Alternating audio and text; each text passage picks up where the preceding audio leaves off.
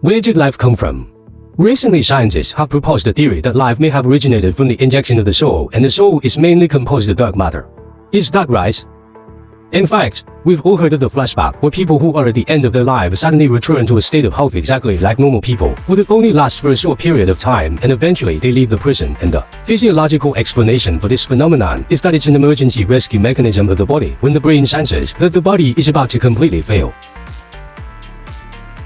The soul takes a gamble by releasing hormones to stimulate various parts of the body to temporarily return to normal, but the process requires a lot of energy.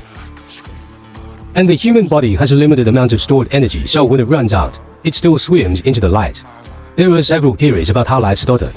One is the spontaneous generation theory, which says that life started out of inanimate matter.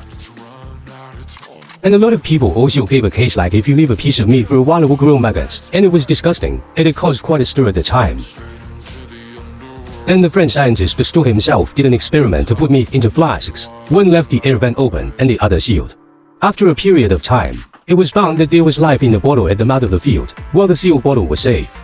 This experiment showed that life could not be born spontaneously. Only microorganisms entered the meat to get the illusion of life spontaneously emerging from carrion. And then another hypothesis was proposed that life rose through chemical reactions. Because in the early days of the Earth there was no oxygen in the atmosphere, but there was hydrogen and gas. And when these elements were struck by lightning they were able to chemically react to form amino acids. And amino acids are the main building blocks of proteins, so life started from chemical reactions.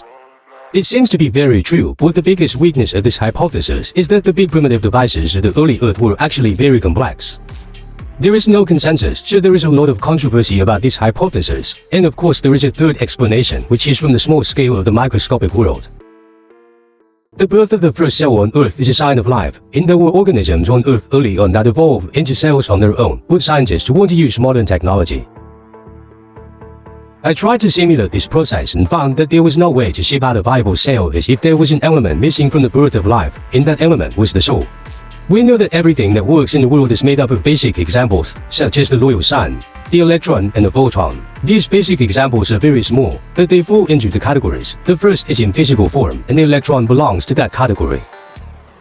And this example is called the waste ions, and another class of beings that are not entities, but a form of energy such as photons belong to this class. And this example is also called boson, but so far the search for the source of life has been to focus on the name of the ghost because we've always thought life must exist in a physical form, yet according to quantum mechanics there is a lot of energy in our life.